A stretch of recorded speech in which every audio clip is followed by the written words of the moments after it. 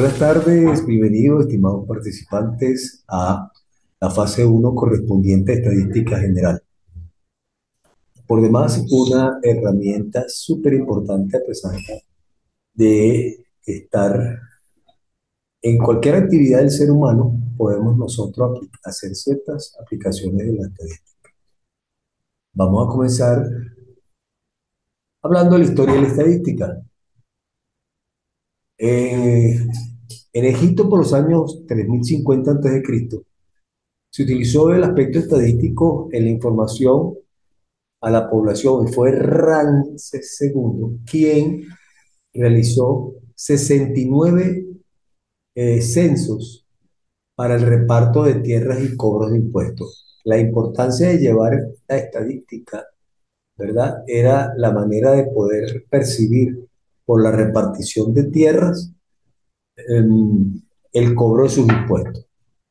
Los griegos y los chinos realizaban censos con fines tributarios, sociales y militares.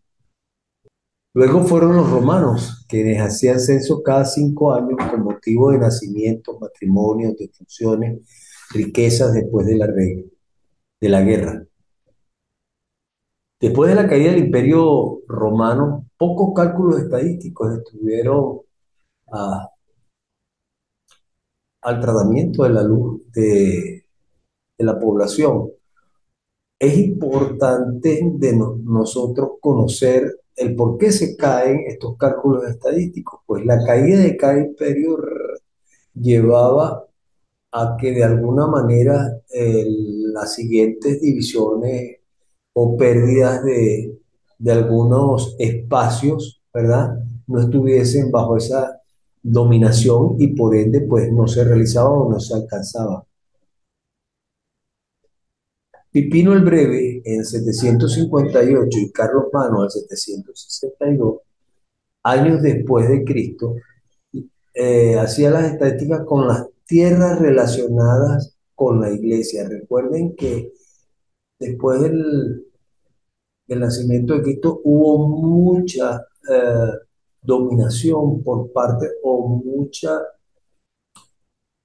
poder del aspecto eclesiástico. Entonces, aquí era la manera de cómo llevar la iglesia sus riquezas y por eso utilizaban el aspecto estadístico. Luego, en los siglos XV y XVI, con los aportes de grandes científicos a los análisis económicos, cobra mayor fuerza la parte estadística en el comercio. Luego, a finales del siglo, se produce la estadística probabilística, ¿ok? Incluyéndola en las demás ramas sociales. ¿Cómo nace la parte probabilística? Generalmente de los juegos de azar. Y es allí donde se comienza ya de una manera a trabajar el aspecto probabilístico y se va llevando a los demás ramas sociales. Por eso cobra mucha importancia todo lo referente a la estadística. La estadística tiene dos maneras de su estudio, una estadística descriptiva y una estadística inferencial, que es la parte probabilística. Para definir la estadística es preciso mencionar que su objetivo es recopilar información de orden cualitativa o cuantitativa, o puede ser cuantitativa también, existe una manera, perteneciente a individuos, grupos, hechos o fenómenos, y deducir a partir del análisis de los datos respuestas a interrogantes o proyecciones futuras.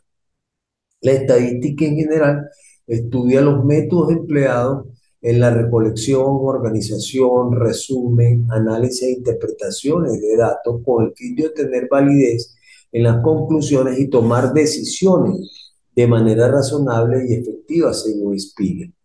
Con esto le quiero decir que eh, hay bases de datos desde el punto de vista estadístico que han permitido prevenir de alguna manera o amainar los eventos que pueden suscitarse en ciertas regiones del mundo, porque se ha llevado una secuencia con mucho cuidado de estas eventualidades. Por ejemplo, las llamadas lluvias de centuria, que son lluvias demasiado prominentes que causan extremadamente daño en las poblaciones donde existe, ya se ha hecho de alguna manera estudiando el fenómeno de la niña en niño y cada cuánto tiempo, por eso es que se realiza. Además de todas los congresos que se realizan, eh, muchos de ellos cada 2 años para estudiar el- lo correspondiente a estos eventos y también de alguna manera lo que se conoce como la parte de que ahorita está suscitándose mucho,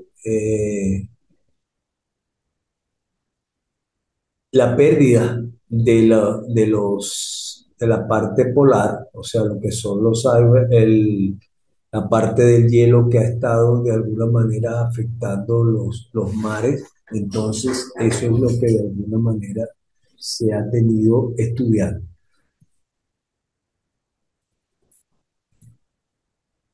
La estadística persigue una finalidad orientada al análisis de datos de forma secuencial. Sin embargo, para efectos de su estudio se habla de dos tipos de estadística, que son la estadística descriptiva y la estadística inferencial. La estadística descriptiva está orientada a la presentación de datos mediante tablas y gráficas que permiten resumir o describir el comportamiento de los mismos, sin realizar inferencias sobre ellos debido a que son obtenidos de una parte de la población. Mm, Jamás una máquina va de alguna manera a suplantar las decisiones o las tomas de decisiones que realizamos los seres humanos en vista a datos obtenidos que nos ofrece la misma población. Se pueden realizar diferentes, a lo mejor con muchas apps, el estudio estadístico, pero siempre es necesario que la mente humana esté de alguna manera mezclada o incluida dentro del razonamiento o como correspondiente a la toma de decisiones. La estadística inferencial, en cambio, se deriva de la muestra.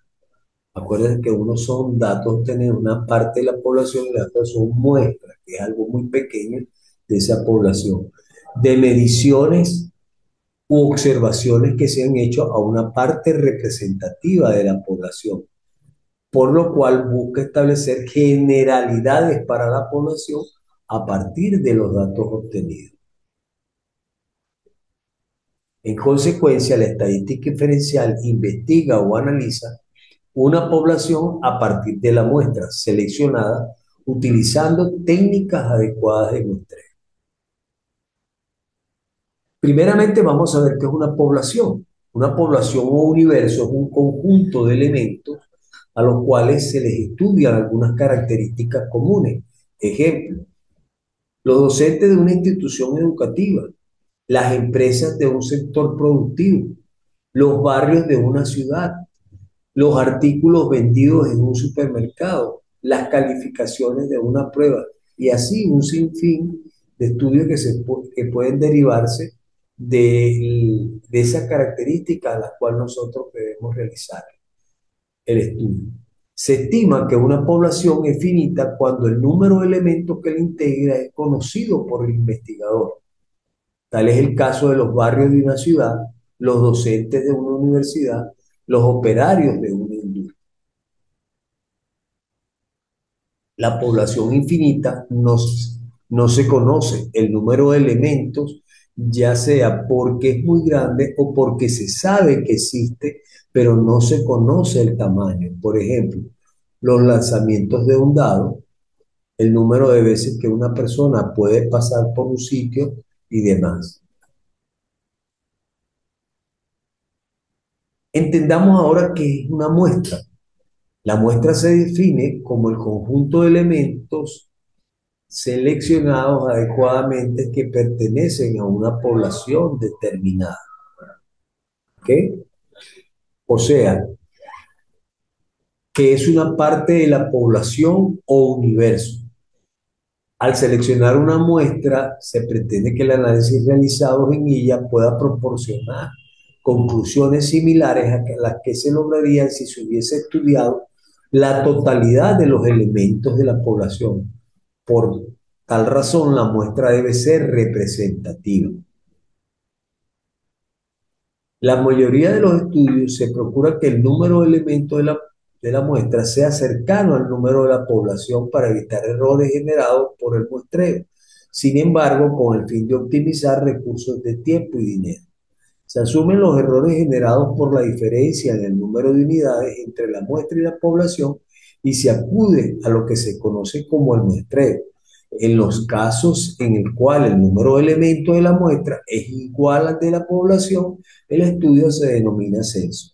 Entonces, si nosotros queremos conocer el número de votantes en cierta y determinada eh, población o determinada ciudad, determinado barrio, determinada organización, nosotros simple y llanamente marcamos las pautas de acuerdo a si tienen edad para votar, la edad preponderante, la gente que está residenciada allí, quienes votan de acuerdo a lo que ya dijimos de la edad, y si queremos saber algún otro caso correspondiente a esto de la votación, pues simplemente diríamos también, usted ha votado con anterioridad, usted tiene de alguna manera poco tiempo acá donde votaba anteriormente y eso nos va a indicar o a mejorar la muestra o de alguna manera la investigación que estamos realizando.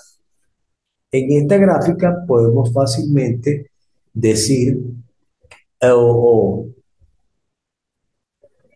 o lograr interpretar lo que es una población. Vean ustedes la cantidad de personas que están acá y simplemente yo lo que hago con la muestra es sacar a estos señores que están acá, en este caso, ¿verdad? A uno, a este, al de la camiseta roja con marrón, ¿verdad?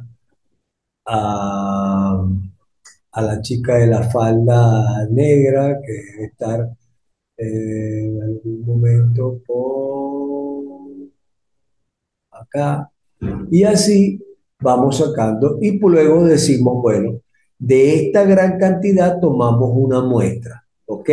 De acuerdo al estudio, de acuerdo a la similitud que tengamos en el caso. Otra de las cosas que podemos ver, tenemos una población de 1.000 mujeres en una clínica, el universo de todas las mujeres, en este caso de los Estados Unidos, en los 50 estados, y de esta manera podemos regresar simplemente con esto. Si se llega a cortar la clase, se espera un momentico para luego continuar, ¿ok? ¿Qué nos ayuda a nosotros a hacer los cálculos o el estudio estadístico? Bueno, tenemos que primeramente llamar a los parámetros y estadígrafos. Los parámetros son medidas cuantitativas que describen una característica de la población, entre ellas está la media aritmética, la varianza y el coeficiente de variación. En una población se presentan muchas características y en consecuencia tendrán varios parámetros. Los estadígrafos estadistas son medidas cuantitativas que describen una característica de la muestra y se consideran estimadores de la población. Variables. Es importante conocer qué es una variable. Cualquier característica o propiedad general de una población que sea medir con distintos valores o describir con diferentes modalidades. Por ejemplo, el coeficiente intelectual de los estudiantes de un grupo para tener diferentes valores. El estado civil de los empleados de una organización puede estar caracterizado como soltero, casado, separado, entre otros. Eh, Así, estas dos características se consideran variables porque, como el término lo indica, varían al medirse o caracteriza una unidad de análisis a otra. Para el ejemplo anterior, el coeficiente intelectual es posible medirse en los estudiantes, lo cual obedece a una característica cuantitativa, y el estado civil de los empleados se puede escribir no medir, ¿ok? Por ser una característica cualitativa. En este sentido, las variables pueden diferenciarse en dos grupos, cualitativas y cuantitativas. Llamamos variables cuantitativas y cualitativas. A las cuantitativas las vamos a llamar continuas y discretas. Una variable cuantitativa, esta variable permite una escala numérica y las características de los elementos son observados cuantitativamente a través de una medida y una escala definida. Discreta, se puede tomar un valor de un conjunto de números, existen separaciones entre los dos valores sucesivos que no pueden llenarse de valores intermedios. Ejemplo, número de clientes en temporada, número de artículos vendidos en tienda. Ya decimos de una variable continua, ¿verdad? Porque puede tomar cualquier valor entre uno u otro número. Por ejemplo, la estatura, ¿verdad? Es muy importante. El peso. En las variables cualitativas, nosotros vamos a llamar, son aquellas que representan atributos de los elementos y no permiten una representación numérica. Por ejemplo, el color, el estado civil, la profesión. Escalas de medición es considerada como un sistema que asigna valores numéricos a características susceptibles de medir. La escala nominal se utiliza para representar a las variables cualitativas, también llamadas categóricas, y determina múltiples categorías identificadas por un nombre. Ejemplos de estas, nosotros podemos decir el color del cabello, negro, rubio, castaño, ¿ok? El estado de un artículo, bueno, imperfecto, género de los estudiantes, masculino y femenino. Esto nos da a nosotros una escala nominal. Pero cuando hablemos de una escala ordinal, se caracteriza por representar niveles de un rango determinado, lo que faculta la comparación entre ellos y es posible diferenciarlos como mayor que o menor que. Es importante resaltar que la distancia entre un nivel y otro adyacente no es la misma. Por ejemplo, el estado de salud de una persona sano, ligeramente afectado, enfermo, muy enfermo. ¿Ok? O la producción en una empresa alta, media o bajo, estrato socioeconómico uno, 2, 3, hasta el 6. Escala de razones es aquella que posee más información en relación a las escalas anteriores. Tenemos una escala de razones, una escala de medición. Y estas tienen que ver con todas aquellas mediciones que están relacionadas con el tiempo, longitud, superficie. Pudiesen ser áreas, capacidad de volumen, peso, dinero, entre otras. Conclusión. Mientras que las escalas con mayor información son consideradas como fuertes y es posible analizarlas por medio de métodos específicos diseñados para explicar su comportamiento, si se clasifica de una manera más amplia, las variables cualitativas utilizan una escala nominal, mientras que las cuantitativas empleadas en las escalas de razones o de intervalos, ¿verdad? Ellas tienen otra forma que sería la escala correspondiente a lo que se utilizan como factores numéricos en el caso de cualitativa y cuantitativa. Muestreo. El muestreo es utilizado en la estadística con la finalidad de optimizar recursos de tiempo, mano de obra, materiales e insumos. Hay el muestreo probabilístico, todas las muestras que de un tamaño determinado que se puedan sacar de una población tendrán la misma probabilidad de ser elegida. El muestreo aleatorio simple es más utilizado por su agilidad, sin embargo es poco útil cuando se tienen poblaciones muy grandes. El muestreo aleatorio sistemático consiste en asignar números a una totalidad de elementos de la población. El muestreo estratificado garantiza todos los estratos definidos por el investigador estarán representados en la muestra. Si estudiamos el estrato 1 y el estrato 2 comparado al estrato 5 y 6, vamos a ver muy clara la diferencia que de alguna manera vamos a tener aquí.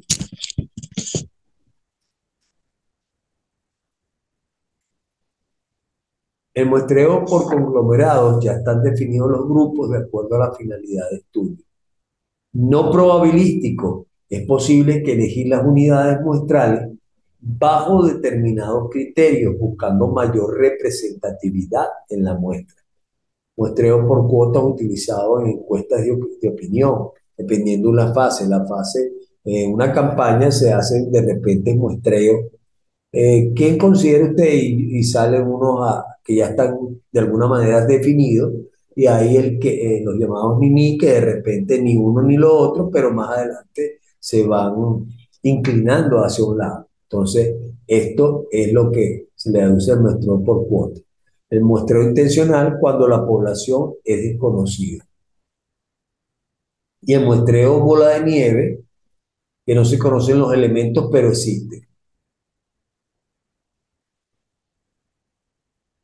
Tenemos para esto la tabulación de datos, tablas de distribución de frecuencias con datos sin agrupar y tablas de distribución de frecuencias con datos agrupados. ¿Cómo se realiza esto? Bueno, simplemente tendríamos que también tomar en consideración las frecuencias absolutas, que es una frecuencia absoluta, presenta el valor de X u Y, que es de la variable X en la muestra población.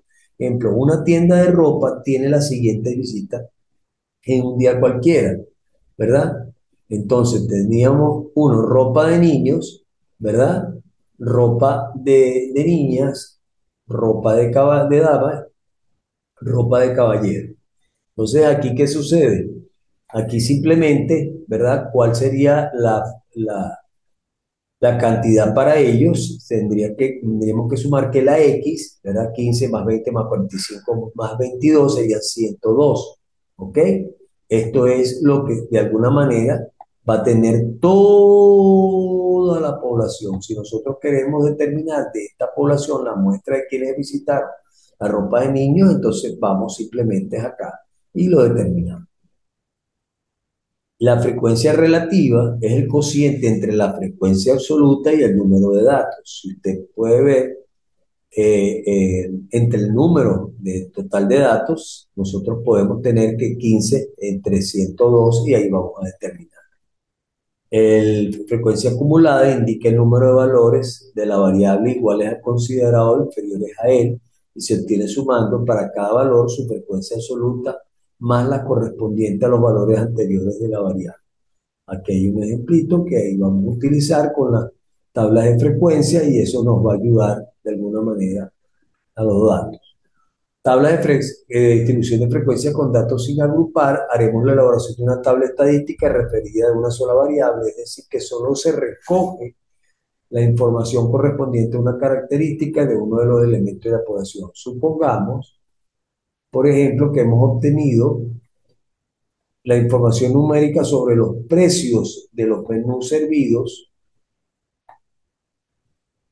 en un restaurante determinado. Dicha información es la siguiente: precio.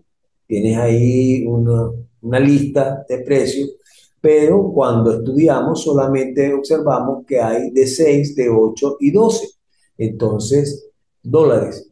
Podemos observar que solo estos precios nada más no existen por más que tengan una gran cantidad de apariciones dentro de lo que nosotros hemos colocado. Entonces, allí tendríamos que decir que esto con datos sin agrupar, simplemente ordenamos las veces que aparece el 6, las veces que aparece el 8 y las veces que aparece el 12. Y aquí ya si se quiere se hace una pequeña agrupación, pero cuando aparecen de esta manera se conoce como datos sin agrupar.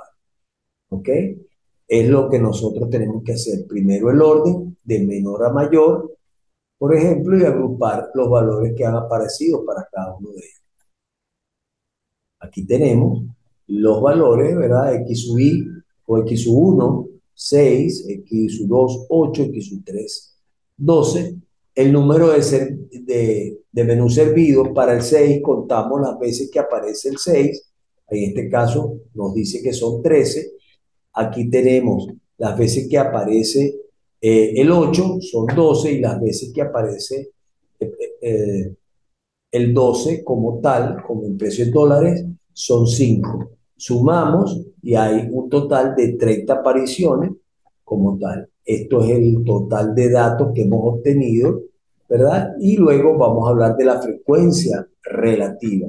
Vean ustedes, 13 entre el total, que son 30 me da el 43, llevándolo a porcentaje sería el 43% de todo, 43,33.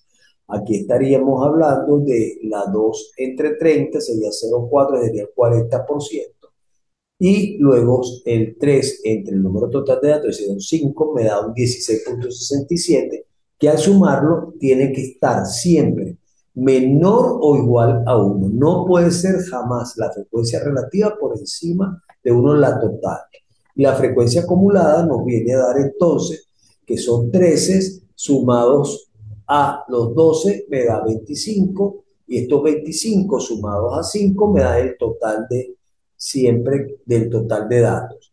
Recuerden que el último renglón siempre debe dar el total de datos que nosotros que hemos obtenido allí. También existe la tabulación de datos agrupados o estadísticos agrupados. Es el proceso mediante el cual se toman los diferentes valores o atributos de la variable y se ubica en una columna según el criterio de ordenación definido por el investigador, y al frente de cada valor o atributo se coloca la frecuencia. Cuando se trata de variables cualitativas, para la tabulación de datos se recomienda seguir un patrón de orden cronológico, alfabético o con nivel jerárquico, y posteriormente se realiza el conteo. Por ejemplo, en una zona turística se desea conocer la afluencia en los hoteles. Entonces, vean ustedes, hoteles de una estrella, el número de personas 60, hoteles de 2 estrellas 90, hoteles de 3 estrellas 178, hoteles de 4 estrellas 120 y hoteles de 5 estrellas 85 personas. Bueno, ¿qué pudiésemos decir nosotros acá? Que realmente las personas que están en un hotel que no debe tener estos hoteles, de alguna manera tienen ventilador, un televisor a colores y una camita, ¿verdad? Estos de repente tienen, aparte de eso, agua caliente. De repente estos están a lo mejor con una charquita allí, aparte de todos los servicios, ofrecen una charquita. O los hoteles de 4 y 5 estrellas tienen de repente una piscina y llegada muy fácil a la playa. De repente estos tienen un muelle que les permite dar los paseos correspondientes. Entonces, todos estos atributos, por eso es que se clasifican de alguna manera los hoteles, y ustedes ven el acceso de las personas de acuerdo también a su condición económica. Tabulación de datos estadísticos correspondiente a una variable cuantitativa discreta. Se emplean escalas numéricas y se ordena en forma creciente. Por ejemplo, si se consulta el número de hijos de un grupo de personas, estos deben ordenarse de la manera siguiente. Por ejemplo, ¿quiénes tienen hijos? Entonces, no, no tenemos hijos. 17 personas contestaron de que no. Un hijo, 15 personas. Dos hijos, 12 personas. Tres hijos, 4 personas. Cuatro hijos, 2 personas. Aquí observamos que normalmente, ¿verdad? Para la parte de estudios que queramos decir que el venezolano de hoy en día, por la situación económica, tiende a tener, ¿verdad? O un hijo, ¿verdad? Perdón, o 2 hijos, o no tener hijos. Pero ya de 3 y 4 hijos, pues son muy pocos las familias que algunas personas tienen. Así, hemos llegado a la finalización correspondiente de esta clase, que es una clase prácticamente corta, en la cual esto es para que ustedes se familiaricen. Por favor, les agradezco de alguna manera leer e interpretar, por eso lo hice de manera detallada con respecto a las variables, para que ustedes puedan entender de alguna manera más adelante los ejercicios correspondientes en los diferentes tipos de estudios que vamos a realizar. Por ejemplo, aquí tenemos un cuadro, ¿verdad? Ustedes tienen aquí la variable edad, grado, y tienen la codificación. Ustedes van a colocar qué tipo de variable tienen esto y cuál es la escala de medición de acuerdo a lo que hemos hablado. Bien. Segundo, mencione los beneficios del muestreo, análisis estadístico, diferencia de muestreo, no probabilístico, cualquier muestreo debe aplicar a uno de los enunciados. Aquí tiene un ejercicio de acuerdo a la parte A y a la parte B que tienen que realizar. Vean ustedes, en 115 personas, una comunidad de 2.000 habitantes, con el objeto de hacer una encuesta sobre los servicios públicos de salud que reciben, los habitantes están distribuidos en 5 barrios con tamaños diferentes. Usted tiene que aplicar el muestreo. ¿Qué tipo de muestreo va a aplicar allí? Luego tiene en la quinta pregunta, explique la razón por la cual se recomienda agrupar un conjunto de datos para el análisis estadístico. Realice un ejercicio de los datos que queden agrupados. Ahí tiene el total de 30%, que es el valor del 100% de lo que es la asignatura en este trimestre. Les recuerdo que deben de entregar probablemente mañana o a más tardar el día sábado va a aparecer y vamos a dar un lapso correspondiente a la entrega de calificaciones enmarcadas en el calendario, de manera tal de que se puede tener una holgura de ir realizando la actividad, pero debe estar hasta la culminación, que es la fecha de culminación probable de nuestro calendario marcado ya por las personas que se encargaron con respecto al aspecto evaluativo. Así que les agradezco que por favor se cumplan las normativas y que no acumulen de alguna manera trabajo para la parte de nivelación.